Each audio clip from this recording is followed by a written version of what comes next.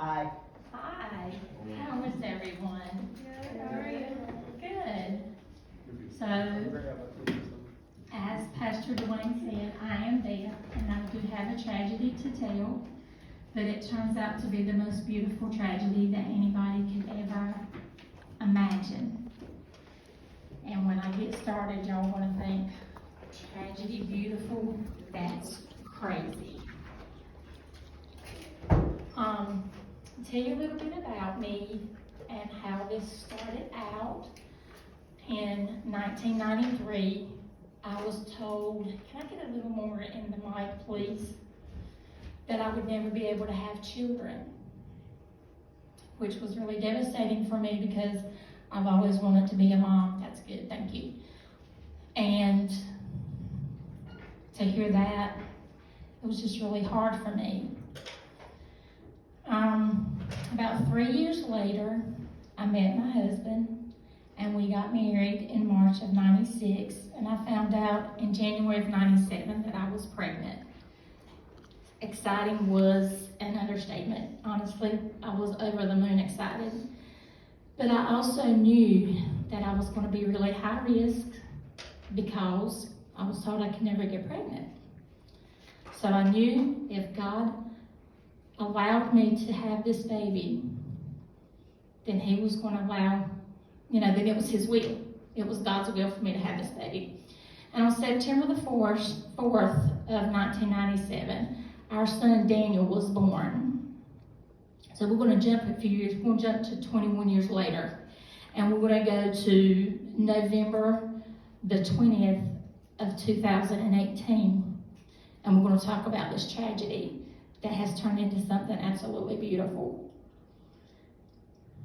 I work at a cancer place here in town, and I see a lot of bad stuff.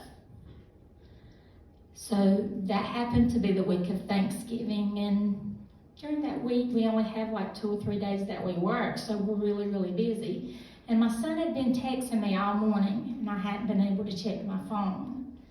And he called me, and he said, "Mom, why haven't you checked your phone?" And I said, "Well, son, I'm busy and I can't check it right now. What's going on?" And he said, "Well, Mom," he said, I need you to go to Walmart for me." I said, "Okay." And he said, "I need you to get me some CarMax." Y'all know what CarMax is, right? Yeah. And I said, "Well, okay." I said, "Have you checked in the bedroom?" He said, "Mom, I've checked on your computer desk. I've checked on your dresser. You don't have anything." I said, "Okay, I'll go get you some CarMax, and I'll have it home for you when you get out of school and come home to get your shower." He said, "Thanks. I needed to make my lips real smooth for my girlfriend tonight." Really, Daniel? Yes. He was supposed to go to his girlfriend's house that night, help cook Thanksgiving for her family. This was at 1:30.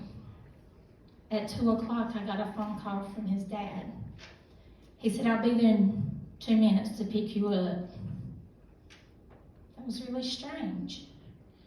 His dad never comes to pick me up for anything. Ever. Not even for lunch. He just don't have time. So I said, "Why? What's wrong?" He said, his cousin had called him and said that Daniel's been shot, and they're taking him to the hospital with a chance of him being shipped out. I said, "Okay. All right, let me go." I ran to chemo, left patients at both windows. I ran to chemo, and I told my supervisor, I said, "I gotta go. Daniel's been shot, and I don't know what's going on, but I'll let you know as soon as I find out." Now, we live in Wayne County. So he was shot in our backyard, something I have to look at every day. Every time I look out our back window and our back door, every time I walk around our house, we have to see where he was shot. That's hard. That was the longest ride to Wayne Memorial Hospital I have ever drove in my life.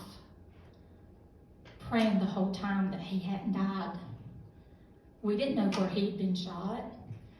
We just knew he'd been shot. We get there, they take us into the family room,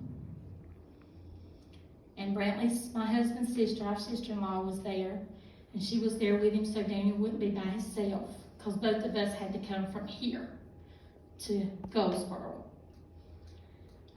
And our sweet little nurse, little Miss Jennifer, come in, and she sat down and she said, "Mr. and Miss Best, I'm so sorry." She said, "We've done everything we could do. We give him blood. We give him medicine to shock his heart back. We give him IV fluids, and there was nothing we could do. Your baby's gone." Now, I don't remember what I said, but I remember very distinctly what his daddy said. And his daddy looked at his sister, and he looked at me, and he looked at Miss Jennifer, and he said, "No, no, not my son, not my boy." And he got up and he flung the door open to the family room, and he ran out the door, and he left. He didn't leave the hospital, he just went outside. And the nurse started going, I said, "Let him be, just leave him be. He's got to kind of process this, but he's going to have to be left alone right now." I had gone in mama mode, and at the same time I was in shock. My adrenaline was flowing, and I was trying to make sure I could get things lined up.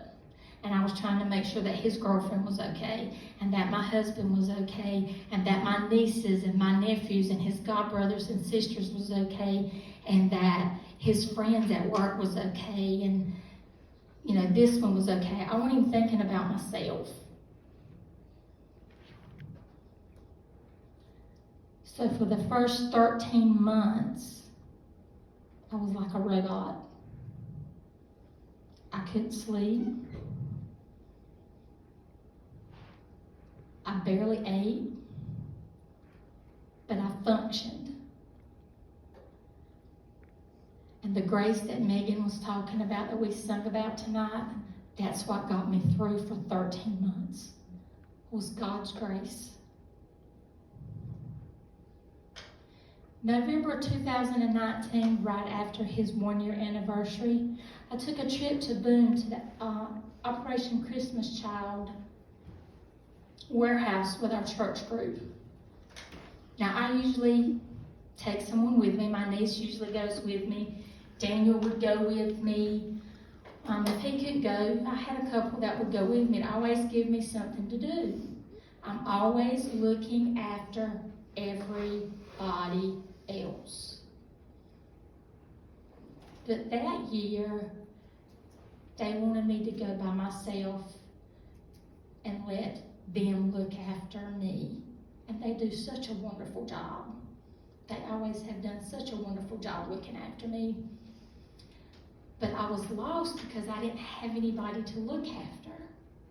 So I didn't know what to do with myself. And all of a sudden, boom! Everything crashed. It hit me. I wasn't in shock anymore. My baby was really gone. I couldn't eat. I still couldn't sleep. I got deathly sick. I lost over 50 pounds. Not that you can tell it now, but I lost over 50 pounds. In and out of the hospital, in and out of the ER, getting IV fluids. Ended up with double pneumonia in the lower bottom of my lungs. Thought I was going to die. Wanted to die. I didn't want to live. I didn't see no reason to live. Nobody needed me anymore. I was no good to anybody. I just wanted to be with Daniel. I needed to be with Daniel. Because he was my best friend. He was my hero. He was my go-to. He was, where you seen me, you saw him. I was either at work or he was at school that you didn't see us together. And it went on like that for a while. I ended up having to go to therapy. I ended up having to be put on medication. I went from 3 to 1. And I'm working to get off of that 1.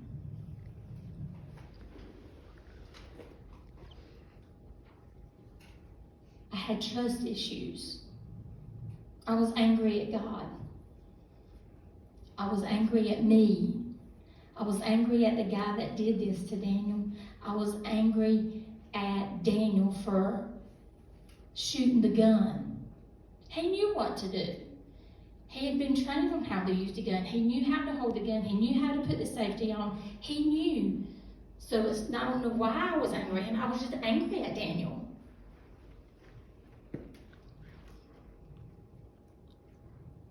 But I was angry. I was angry, and I didn't want to trust God anymore because I knew that all he had to do was speak the word and Daniel would have never died. Why, God, did you not do that? Why?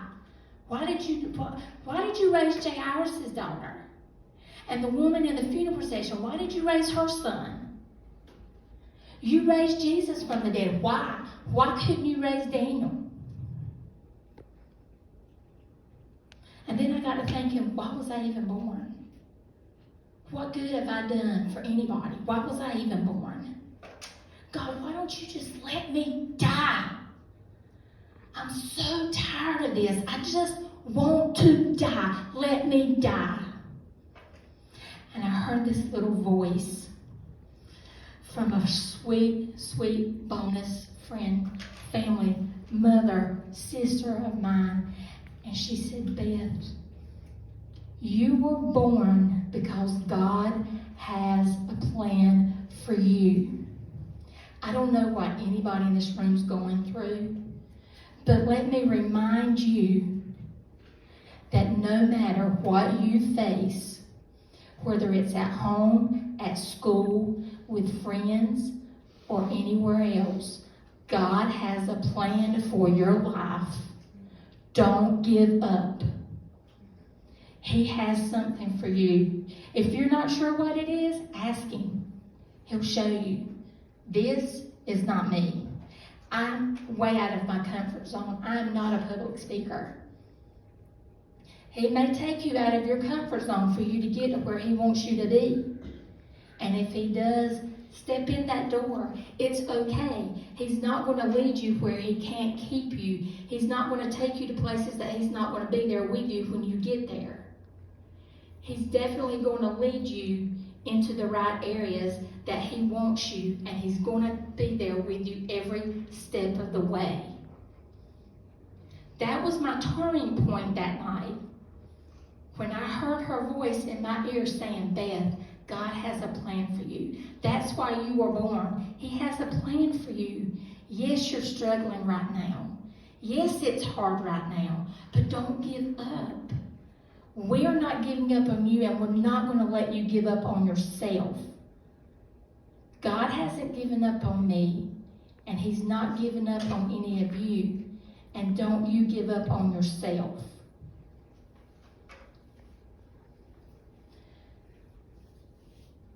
We went to court on January the 8th of 2020. The guy that killed my son only got 90 days in jail and 5 years probation. So he got away with murder. That was a tough pill to swallow for us. the week of the hurricane that come through Debbie, that this past couple of weeks ago, I got a call from his probation officer. He had 8 months left on probation, and they let him off. So he's a free man. He's a free man. He's got a little girl that will be 3 in October and a set of twins on the way. We didn't get that luxury. But that's okay. That's okay. The hardest thing, I think, through all of this for me is to forgive somebody that took something that meant the world to me. Forgiveness is a hard thing to do. But I didn't do it for him. But then again, I did do it for him. I done it for me, foremost, so I could be at peace with myself. But then, think about this. If I hadn't have forgiven him, could this have been the thing that could push him further away from God? Or by me forgiving him, would this bring him closer to saying, hey, I killed her son, but yet she forgive me for doing that. She really is what she says she is. And if that's the God that she serves, I want that. Is that going to make him want to accept Christ? By me forgiving him, even though I did it for myself, so that I would have peace? Think about it. How many of you in here has had somebody that's really done you wrong, and you're like, I can't forgive them for that ever? Be honest. Come on. I mean, we're all human in here. Be honest.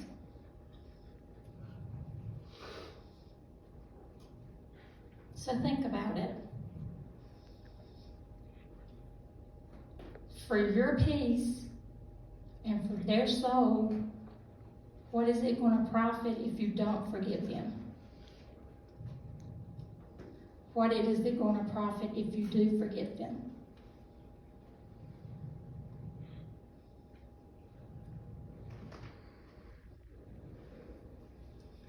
So it's taken me 5 years to get to this point. So this tragedy has turned out to a nonprofit organization that my husband and I started called Daniel's Gift.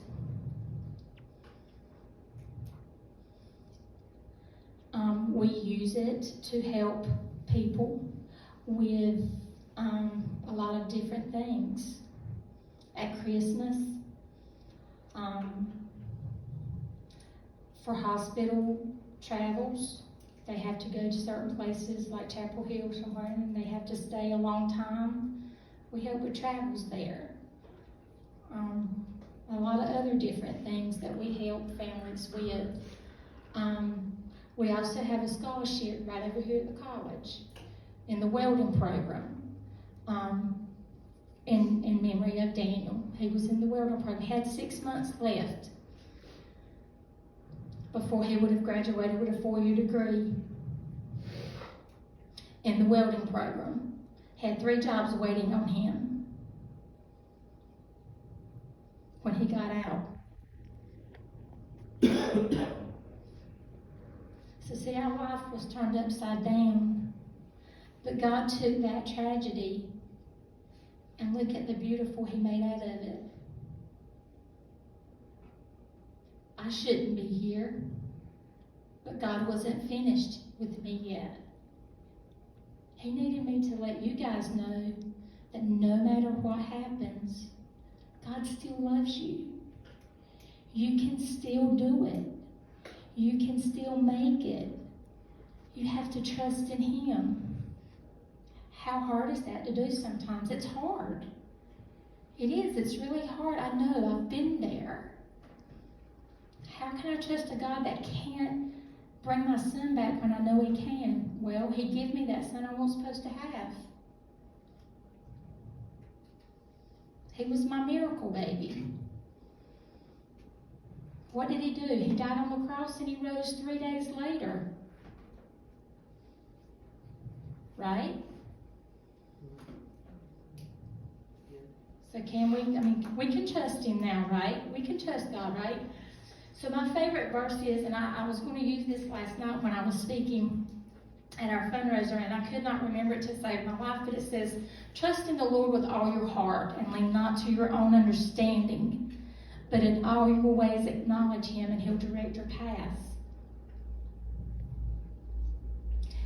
And it's been really hard for me to let things go because I'm a fixer.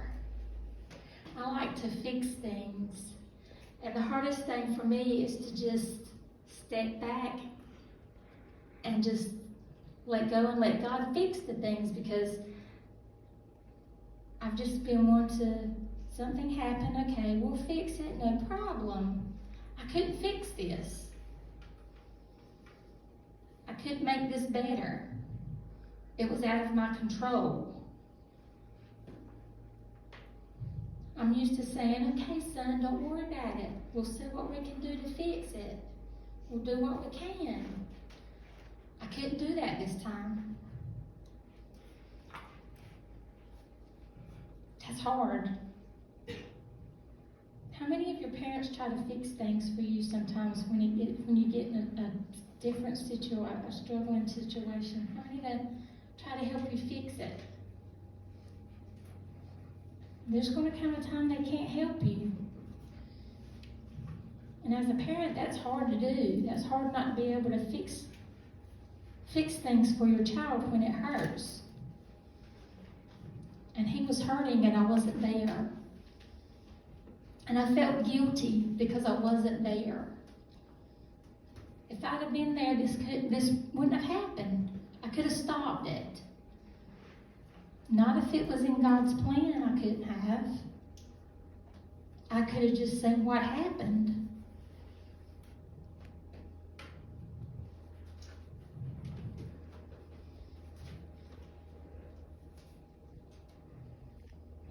But no, I could not have stopped it. I couldn't have fixed it.